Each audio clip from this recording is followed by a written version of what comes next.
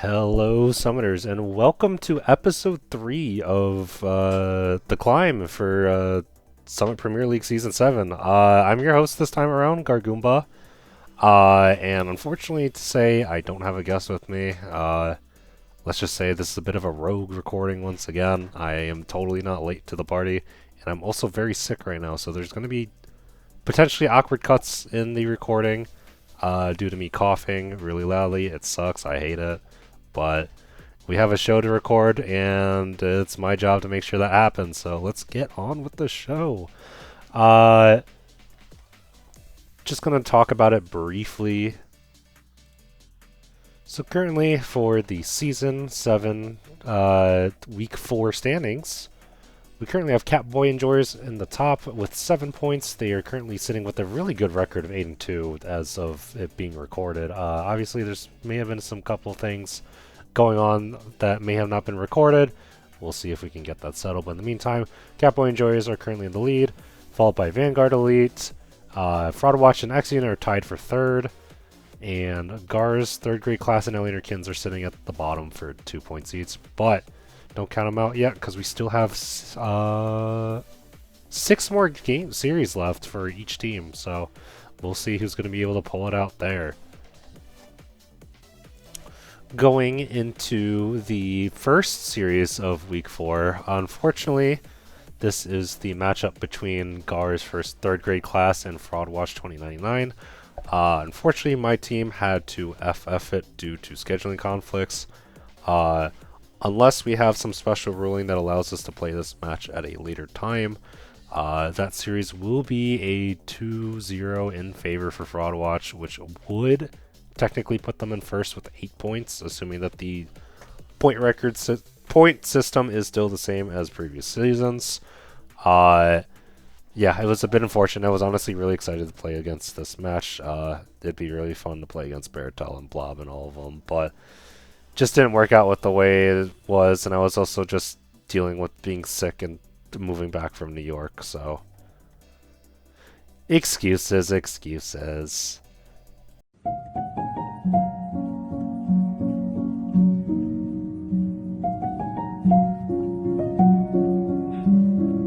So going into our second series, we have a bit of a controversial match. It was the series between X Unit and Alienator Kins. For those who didn't see the announcement prior, by Pyrosis, TLDR, basically, X Unit needed a sub. They got a sub. That sub wasn't able to show up in time for the match, so they get an E-sub. But the E-sub wasn't approved through regular means, and so they were forced to forfeit the first game and play the first game they actually played as the second one. So X Unit started off the bat with an 0-1.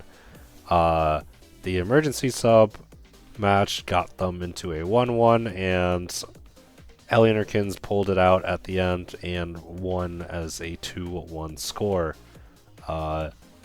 Which technically would put Alienator Kins at 3 points. But yeah, rules are rules, as some people might say. It's just a little unfortunate with how that worked out. Next time, substitutes, please be more diligent about not getting into a match right before a game. But enough about that. Let's talk about the actual game.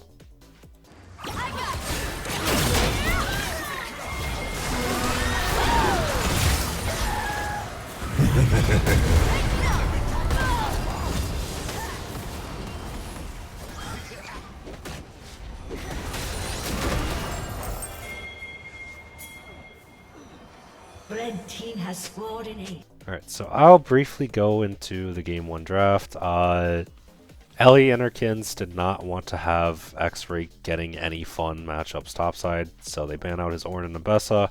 They also ban out Varus just because it's a really strong pick in general, and I feel like Varus is a really solid poke champion against whatever different wants to play.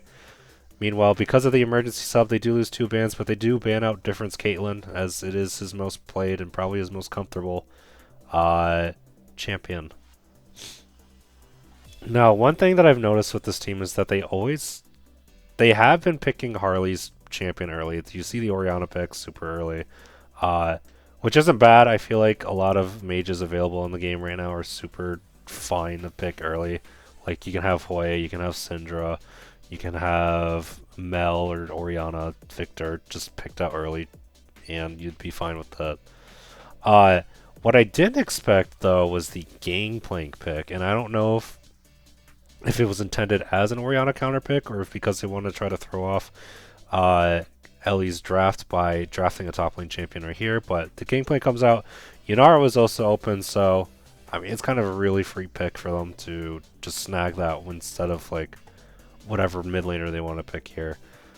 I assume they also think that the Gangplank goes top because the Garen counter pick comes in to hopefully match that. I'm assuming the thought process here was Garen Q removes the barrel slow, and with Stride Breaker it just makes it super difficult for Gangplank to actually like run away.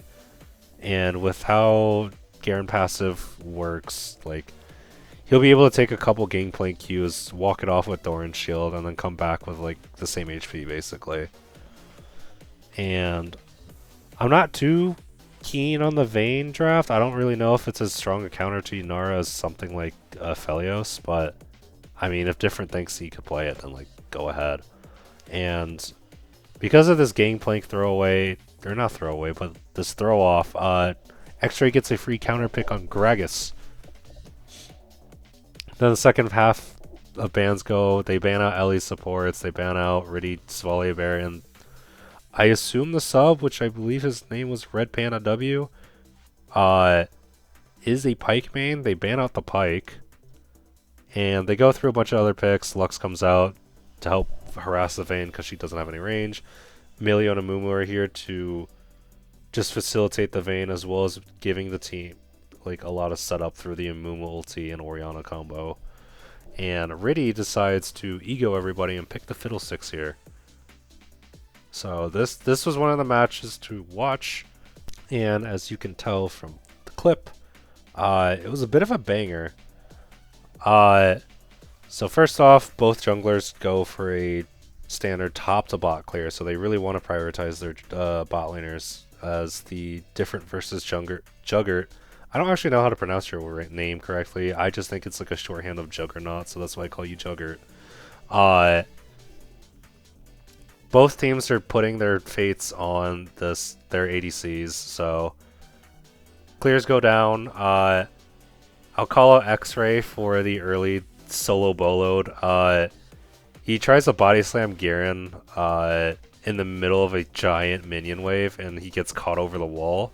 So I don't know if he thought he got a kill angle there or if it was just a mistake, but I don't know, X-Ray. You're dropping the solo bolo king crown. You gotta watch out about that. And then this fight happens around like 7-8 minutes. And I feel like this was kind of like the main snowballing point for X Unit. So Riddy catches out Bubbles trying to clear the Scuttler bot river, but just with how much damage that's been dealt, Amun was able to smite the Scuttler away and hit level 6. And while this is happening, the X Unit bot lane was rotating up towards the Amumu. So Amumu uses the bandage toss, gets on top of the Lux, and actually gets the ulti off. And I honestly thought with Vayne and Milio walking up behind them, they were able to, you know, get a really easy double kill there. And Fiddlesticks is forced to run away. But what they didn't know is that Shiblet was already walking down from mid lane. He's level 6. He uses the ultimate in the middle of the Amumu ulti, and so all 3 members of Ellie and her kittens were getting absolutely blasted right now. And Fiddlesticks is also there, draining everybody. So what seems like a free double kill for Ellie and her kittens actually gets reversed into a triple kill for X Unit.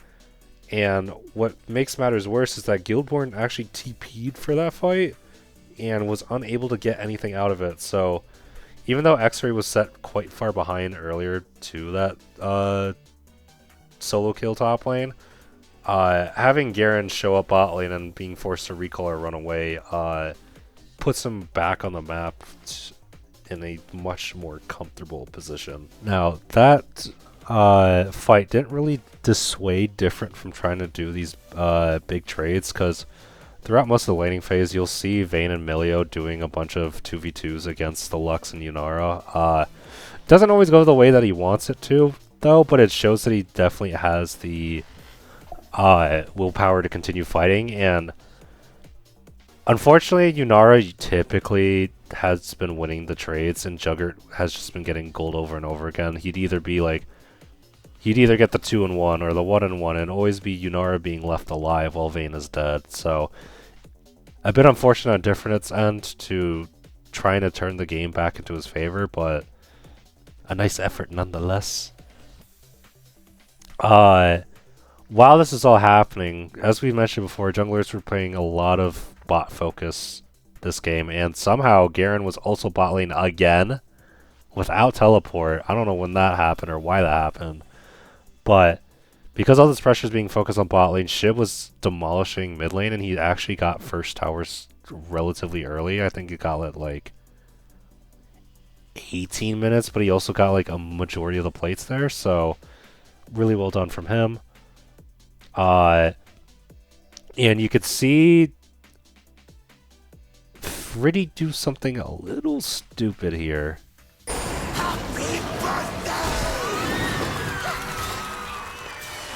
Okay, maybe stupid is not the word I'd use here. Unless you're a hater, in which case go ahead. Nice ego buddy, though. Regardless, X Unit's team is way in the lead at this point. So there's a point in mid where X Unit and Alienarkins just took a giant mid fight, and X Unit, I believe, go 4-1 for this. So this lets them get another Drake, and also lets them secure Otacon. And I think this was gonna be Infernal Soul. I can't quite remember, but regardless, this just puts them in such good advantageous spot that it makes it really difficult for Alienarkins to even try and come back.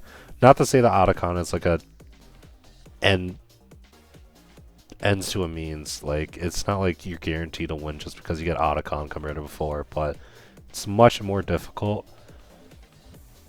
And we can see some life come back to Alien Kitten's team. Harley and a couple others were able to actually get a double kill mid lane. I believe they caught out Yunara and Fiddlesticks mid lane, and Harley gets a nice 1900 gold cash back just off of bounties, basically. So having one of your main DPS tools get that much gold back into their hands is very good to try to come back from the game, but it just wasn't enough, because 2 minutes later, the clip we showed earlier, that fight happens, and they do a 5-for-1 ace, basically. Huge gold swing over the X Unit's team, and I won't really gloss over much after that, but you can already imagine it was just really downhill from there. And Shib gets to end the game completely deathless, so that's... I don't know if it's the first flawless game in Summit Season 7, but it's definitely a very strong one. Now, going into Game 2, the original sub for X Unit, Islamic Samurai, which, by the way, banger name, he finally comes back, he's ready to play, and...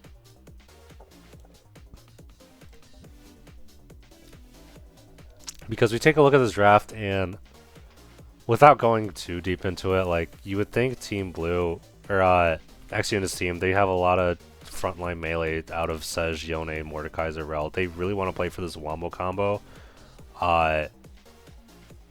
and just like absolutely blow up anyone in a team fight, but that requires them to have like decent laning phases. And with the matchups right now, like, Renekton's a skill matchup for Mordekaiser, but I feel like Guildborn knows what he's doing and should be able to win this. And Victor just harasses Yone over and over again. If you don't take fleet footwork, I feel like the Yone lane is actually way more miserable than it usually is. Like, maybe if we brought this back 2 years ago when Yone was broken, this matchup is fine. Uh, After so many nerfs, it's just so bad. So, really difficult for them to play that out at all. And with how much dive there is, the Xayah pick also just stops a lot of their plans because now the ADC that you want to try to focus down just has a survivability tool installed, and it just makes it super difficult for them to be able to blow up everybody unless they catch out the Xayah lacking.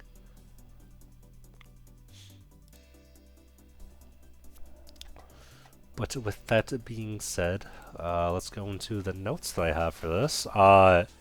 Basically, both junglers decided to spice it up a little bit. Bubbles does the top to bot clear like normal, but Riddy actually did something pretty crazy in this like meta. He did a 3 camp into bot gank, and I'm sure that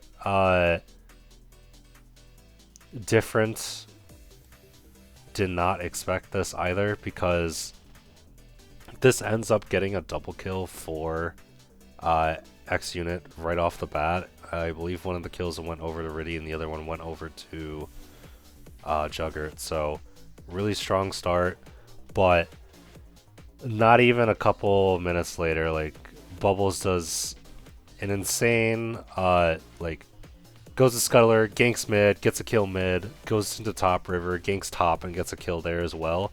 So he's affecting 2 lanes at once and just absolutely makes it so much worse for X unit's solo lanes to play the game at this point.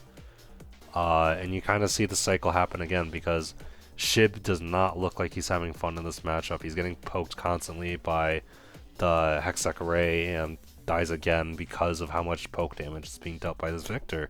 And this is where you can kind of see like Bubbles starts taking over the game. At about like 10 minutes or so, Bubbles is spotted doing grubs. A fight breaks out in the blue side jungle.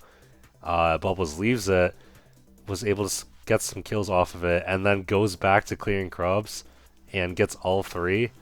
I found that a little hilarious just because it felt like you being called away from your homework to help with a house chore and then going back to your homework and everything is just fine. That's probably just a really terrible idiom, but you know what I mean by that, right? Right.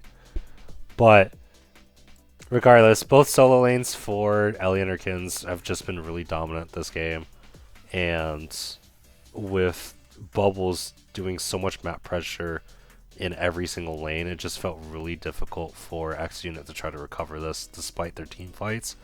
And you can sort of see that all come together when I don't remember the time, but there was a catch mid lane where they try to turn onto Bubbles. They caught him at his Raptors, but the rest of Ellie and her kins were there in the mid lane.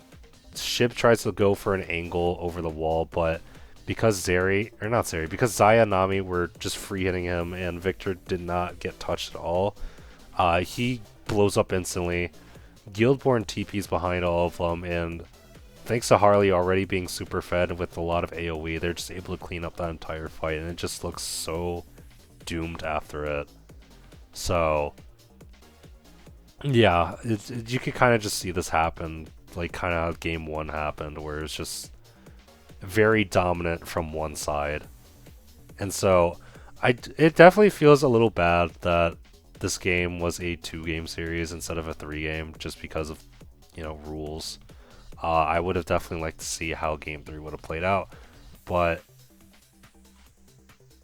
them's the rules, and unfortunately I cannot make them or else I'll get shot. Alright, and with that, we will go into the 3rd series.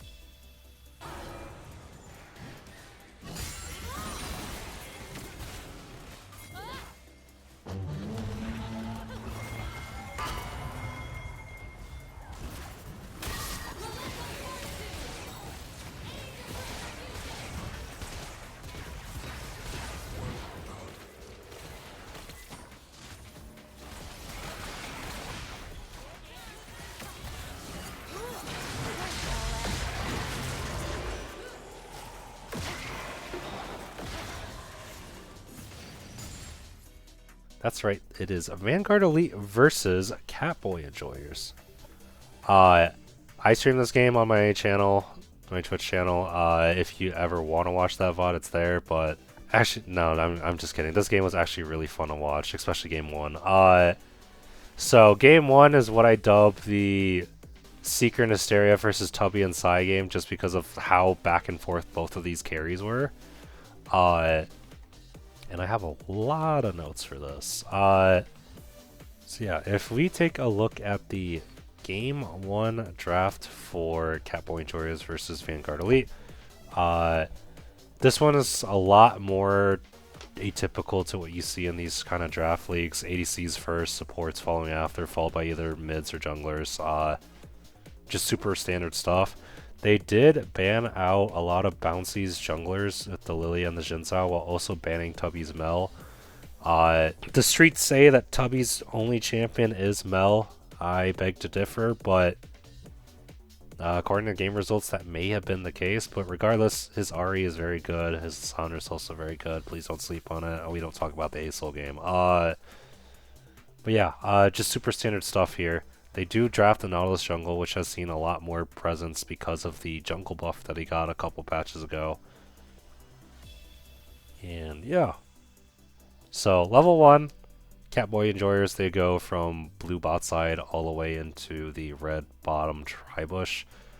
Spirit Man was unfortunately caught out. He tries to flash away, but Dean was being very disciplined. Held the Zenith Blade and the flash, was able to follow up on him. And Seeker with another flash to stay and secures the kill for himself, and that puts him ahead in a somewhat difficult matchup already for Ornn, topside. So I'm basically following up from the junglers. They also do another top to bot clear, both of them. So like a lot of these leagues tend to focus on their bot lane. I don't blame them. And so because of this, Taya's cool. Was able to get Asteria another kill onto the enemy or the Vanguard Elite bot lane, putting him in a good spot for the time being. And this is going to be something that I highlight a lot in this series, and I apologize in advance, but the last vegan does not look super comfortable on Ornn, and especially this Urgot matchup too. I don't know if they're really familiar with it, because a lot of mistakes happen throughout this game. First instance of Vanguard Elite kind of looking messy. There's a grub fight that breaks out, and they thought they could get the catch onto Taya's Cool and Seeker. Granted, they were there to begin with, but the team fighting between Ahri, Ornn, and Nautilus at that time was not very good, and Sunny Blues, which honestly is a more cracked mid laner than I thought.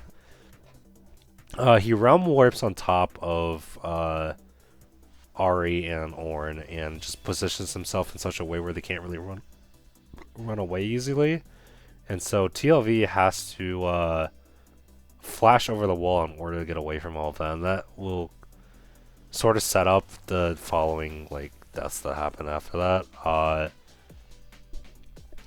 Later down the road, bot gank again by Ty.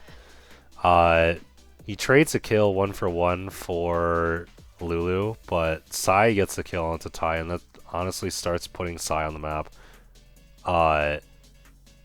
Which was not really good for Catboy Enjoyers, considering we have seen how Psy has typically like to play the Zeri, and how strong they've been on like the past few series on the Zeri. And this sort of gold momentum starts to shift again, as like not even like 2 minutes later, another bot fight happens. Ty tries to go for a gank. Bouncy is there, and same with Tubby actually. And because they weren't prepared for that, Psy ends up getting a triple kill. Not to say without injury, both teams ended up 3-3 throughout that fight, but this is a lot of gold going on to the Vanguard Elite carry.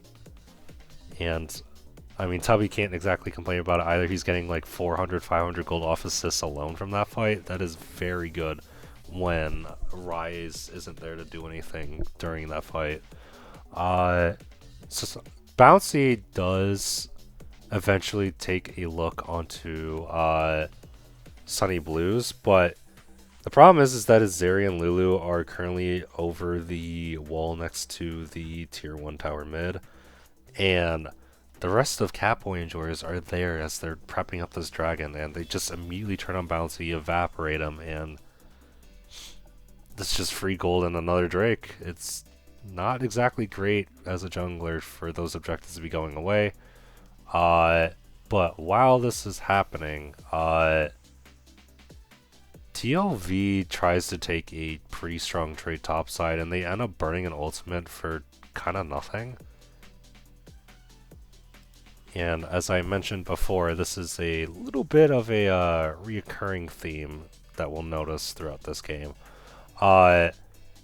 Later on, around like 15 minutes, 16 minutes, bot lane tower for Catboy and Joris is currently getting sieged on.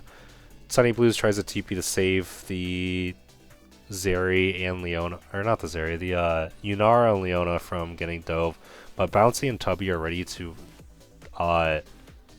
snack up whoever gets like anyone lacking down there, and this just gets them 3 more kills. However, as this is happening though, TLV dies topside due to a gank from Ty's Cool, and because they slain Rift Heralds a little bit previously to this, Seeker takes this Rift Herald and goes down both tier 1 tower and tier 2 tower top, and so once this fight bot lane concludes, Tubby is forced to clean up the topside wave, and this translates into something later on, because about maybe 30 seconds afterwards, the second Drake spawns, and Bouncy is getting fought or jumped on in his own jungle. TLV TPs and tries to ult to start a fight there, but the problem is that the only person who was there at the time was Sai, and Sai wasn't exactly in the best position to look for a fight. I'm pretty sure TLV just dies there, and because Tubby is topside, there's no extra damage outside of the Zeri to contest that, so second dragon goes over to Catboy and Joris, who are honestly been playing a very fantastic macro game. And so another fight happens around mid lane. Basically, Bouncy was waiting to get a catch onto any of the members on Catboy and Joris. He gets spotted out in the bush, gets caught. The last Vegan tries to do a hero play, TPs into all of that. Doesn't go well as you might expect, and so the result of that fight was Catboy and Joris get a free triple kill, and none of them die, so now they're up another 1,000 gold basically, and it just seems pretty doomed for Vanguard Elite at this point. And this was something that was pointed out to me by someone who was watching the game. At around this point, at 24 minutes, TLV did not have a full item. They had 4 epic components instead, which was Warden's Mail, Giant's Belt, Bammy Cinder, and Chain Vest. I don't exactly know what the thought process there of not building a full item at that point. I feel like that definitely put them much farther behind than they needed to, considering like they were 0-5 at this point. I don't know, it just seems like it's super not great handicap they put on themselves, but they finally get the first item Sunfire there, and the fight at the clip that was played happens, and this was probably one of the best moments that Vanguard Elite had with crawling back into this game. They get a huge 4-for-1. They don't get Sunny Blues. Sunny Blues was bot lane the entire time. He didn't have TP. He couldn't Realm Warp there either. So it was a super good catch. Well played to every single member, especially Bouncy and Sai for really good positioning. I also want to call out Tubby. He blocked the Urgot ulti from hitting the Nautilus, and that honestly saved part of the fight there. Yeah, that was like really well played. They got a lot of gold back from it, and they started to try to gather what they could throughout topside, midside. And I believe throughout all of that, they managed to reduce their gold deficit from like 3k down to 800, which is very good. Now about 28 minutes into the game, the last soul for Catboy Enjoyers is spawning, and so Spiritman wants to ward it so that they can at least be able to contest it. But the problem is that he's alone, and Leona spots him out. Dean immediately just guns it straight towards him, and Sunny Blues was already bot lane too. So this was just a free collapse. Spiritman burns a flash. TLV tries to save him with an ulti, doesn't get anything. And eventually, because Asteria is now at 3 items at this point, he's absolutely throwing damage at everyone. And this ends up being a triple kill again for Catboy Enjoyers. Sai is super low, so enjoy the fight at all. And now Tubby is forced to make a decision between doing a hero play or just recalling and not getting anything. And I'll praise him for the attempt. He definitely almost had the dragon. It was at like 300 HP when he threw his orb. Doesn't get it though, but he does get a 1-for-1 trade onto Seeker. So now we fast forward to about like 35 minutes. At this point, Catboy Enjoyers, they have the Hextech Soul. They also got Elder Dragon because Vanguard Elite weren't able to contest that at all. And so Dean tries to go for another catch on the Spiritman. They're playing towards Raptors again. But Bouncy was over, like, waiting in the bush, and so was Tubby. So they all immediately caps on Dean. Asteria thought it was a good angle on the Lulu as well, so he uses ulti, dashes in, and now he doesn't have an escape. So Tubby's able to get a nice Spirit Rush charm, absolutely blow him up, and then they follow up with Dean. So, you know, with 2 members down, they thought they could try to look for a good push towards mid lane. I believe Rise was bot lane again during this play, so it definitely was a good angle for that. And then around 39.5 minutes, this got pointed out to me again by someone in the VOD. Ornn bought Sundered Sky. This might be a PPP level build happening here. I'm not exactly sure what the thought process was with getting a Sundered Sky. Maybe it's because it heals based off your missing health. But I feel like that's just a lot of wasted gold there compared to like just like Jack Show or something. Vanguard Elite looked like they were going to try to go for an end. They had 4 people up at the Catboy Enjoyer's base. The minion wave does go down, but Bouncy lands a nice hook onto Urgot, so they try to look for him. Unfortunately, Urgot has Sterix Gauge and Disdain Shield, and they didn't really expect to have that many resistances piled up on the Urgot, so he gets a free kill onto Bouncy, and so the rest of Vanguard Elite are forced to run away because now they don't have a front line. That was probably the last semblance of being able to end the game for Vanguard Elite at that game. Because now it's 40 minutes, they try to go for a Catboy Enjoyers try to go for a Baron play, doesn't really work out. TLV tries to do an Ornn ulti again, because he thought that Tubby was caught from the Leona ulti. Doesn't get anything out of it, and now has forced the flash over the wall because Leona and Rise are surrounding him. And the problem with this is that we already know that the Ornn has thrown out a couple random ultis, but this is probably the worst one because about 40 seconds later, it's Elder Dragon. And because Ornn ulti's down, the only way that Vanguard Elite have any sort of engage upon is Nautilus, but Nautilus can't really do anything when they're having to force the Baron or Elder Dragon flip because he's the jungler, and if the jungler dies, it's just a lot harder. So I believe the sequence goes: Ornn tries to look for a volcanic charge, gets 2 actually, but he doesn't do any damage, and Sai is currently in the backline being run down by very angry Urgot. And throughout this, Sunny Blues and Dean, they actually get a really huge flank off of Realm Warp. They Realm Warp from behind the Dragon Pit onto the Vanguard Elite backline. So now Sai and Spirit Man are stuck with like giant CC bots right in front of them. They get bursted immediately, and so this entire fight goes down. Now Tubby's all by himself, gets killed, and that's basically the game. They just push mid, called it. So honestly, this game was really back and forth. But unfortunately, Tubby and Sai were not strong enough to carry against the menaces that were Seeker and Hysteria that game. Not to discredit the rest of Camp Out Enjoyers, though. I think all of them played extremely well. So now we go into game 2 of the series. I have less notes for this because I feel like it was close, but it wasn't as exciting, I feel like.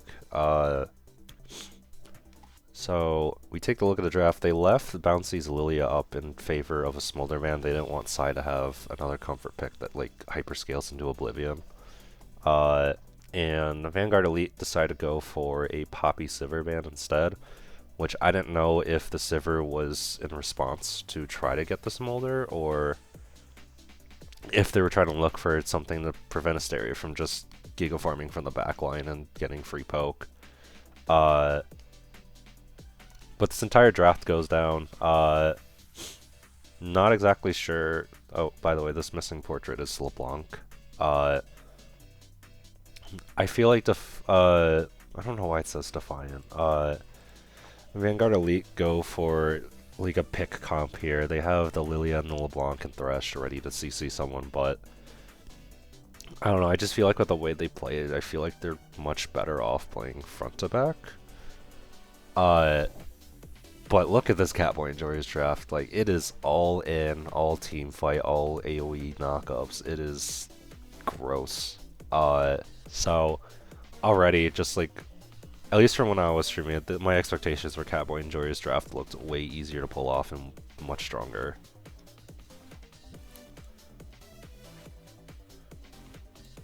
Yeah, this game, I wouldn't say it's as scrappy. It felt, at least scorelines only, it was pretty one-sided, but the gold difference didn't drastically change throughout the game. So first blood for this game doesn't happen up until like 6 minutes in, and it's only because they try to look for mid lane play. Tubby and Spirit Man look for a pick onto the Orianna. They land everything, but unfortunately Orianna lives. And Ty and Dean are both ready to come back into this. They knock up Thresh, and because Thresh had burned Flash Ignite on this play, he had literally zero way of escaping. So first blood goes over to Ty, and this kind of sets up the mood of what's going on bot lane, just Dean being everywhere as a menace on the map. At around 7.5 minutes, the plays for Dragon, J4 is doing this secretly, and Vanguard Elite have no idea. And while this is happening, Bouncy tries to look for maybe a play bot side. They see Hysteria and Tristana just farming it up. They don't really have vision on Dean, and he wants to go into the tri-bush to check it out. But what he didn't know is that Dean was already there, and so was Sunny Blues. So the deer gets shot down by a robot, 2 robots actually, and that kind of just blows it up for Bouncy's tempo. The dragon gets slain, and Ty is cool, kind of gets to do whatever he wants. And then 9 minutes in, Hysteria and Sai both have about the same items. They both have the BF sword and some attack speed, but Sai tries to do his best, or their best, to push down the lane and get out of there, but Hysteria jumps in immediately. The satchel charge blows up completely, and so Spirit Man tries to save him with Spirit Man tries to save the Jinx with Lantern, but Dean is a little cock blocker. Absolutely cucks Sai from picking up the Lantern because he drops a control ward on top of it, the best trick in the game. And so now Sai's just sitting there like a You know, he's got that, is it William Dafoe? Is that the meme? The one where he's looking up in the sky? That's basically what happens to him. So super good catch out of Asteria and Dean. Very unfortunate for Sai as they try to, you know, pick up as much gold as they can. And this is kind of the precedent that happens of Asteria will continue to jump onto Sai throughout most of the game. So at this point in the game, it's like 2k gold advantage over to Catboy Enjoyers. And so Tubby wants to try to look at a play to get some gold back for his team. He gets a dice combo onto Sunny Blues. But Tai is cool, was invading the bot side jungle, spots this out, and dunks onto Tubby. And Tubby does to try his best with all the distortion swaps, but this Jarvan is a absolute creature and followed every LeBlanc perfectly.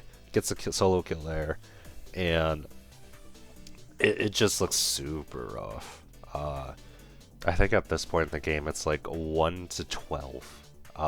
So it's not super great. Vanguard Elite do get their like second kill in the game. Sunny Blues walks in the top brush.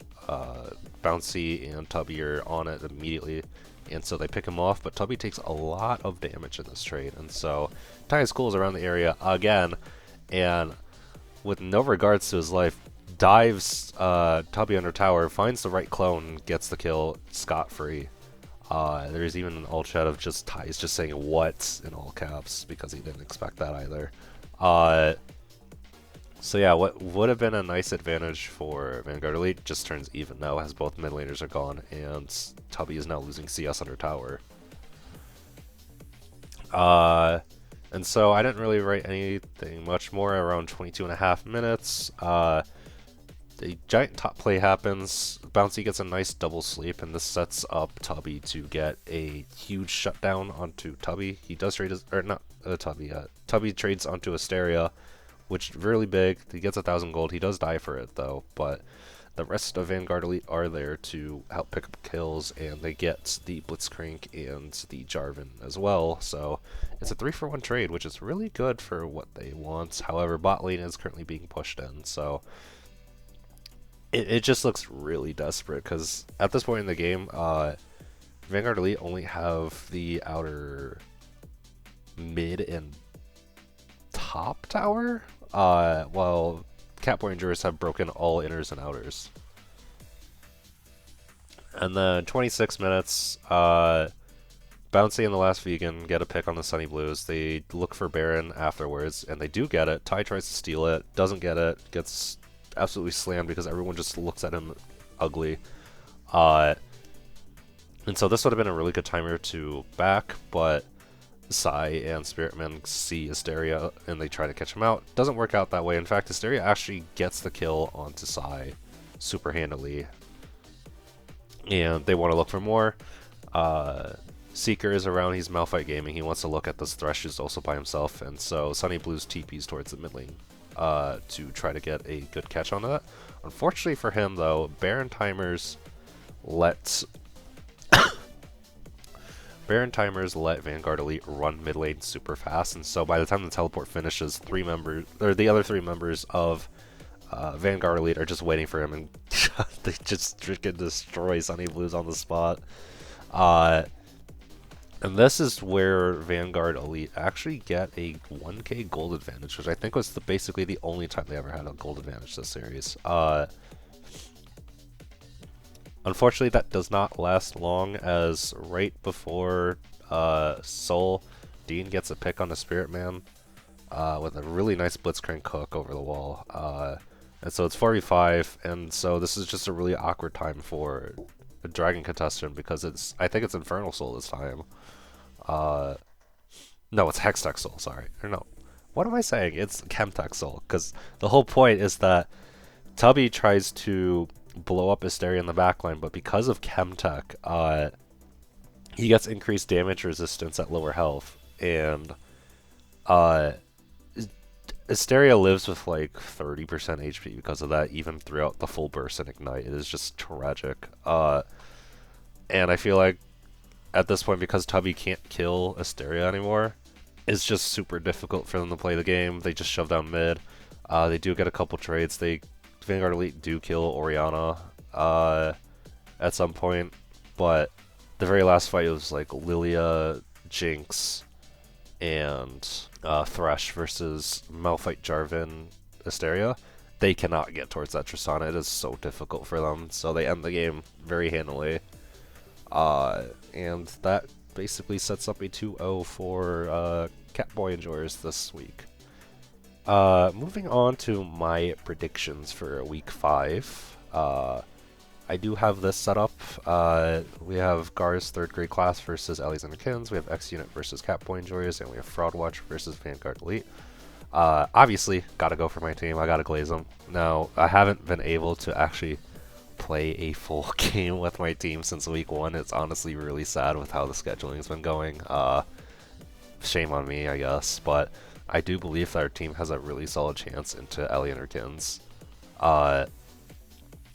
Especially going off of like our first initial scrim results. But hey, who knows? Maybe they got some upgrades to their team since then. X Unit versus Catboy enjoyers, I think, is the game to watch for this weekend. I think both these teams are really solid. I'm worried about X Unit's team though, just because of what happened last week, and I don't know if their mental states have reset at that point. And Catboy enjoyers also just looked really solid in the series, so I'm gonna put my favor towards Catboy enjoyers, but I would definitely want to see like a 2-1 for either of these teams. And finally, we have Fraud Watch versus Vanguard Elite. I'll be real, I don't know if Fraud Watch are in their tip-top shape, considering that it's been 2 weeks since they've last played together, and that's pretty detrimental if they want to try to get their cohesion together. I'll also be honest, I haven't really watched any of their games, so I don't know how it goes. So having seen much more of Vanguard Elite, I think that the style of them being able to have hyper carry Sai and Tubby carry out the games should be able to swing over Fraud Watch, but if Fraud Watch are able to capitalize on the last vegan at all, I feel like it's going to be a very hard matchup for them. But yeah, this has been episode 3 of The Climb with Gargoomba. Sorry for this coming out late. Once again, I am sick. I am straddled to the core. Straddled? Why would I say that? Yeah, it's just been a busy week. So hopefully I'll see you guys next week, now that everything's going to be recorded on the weekend, and we'll go from there. So bye!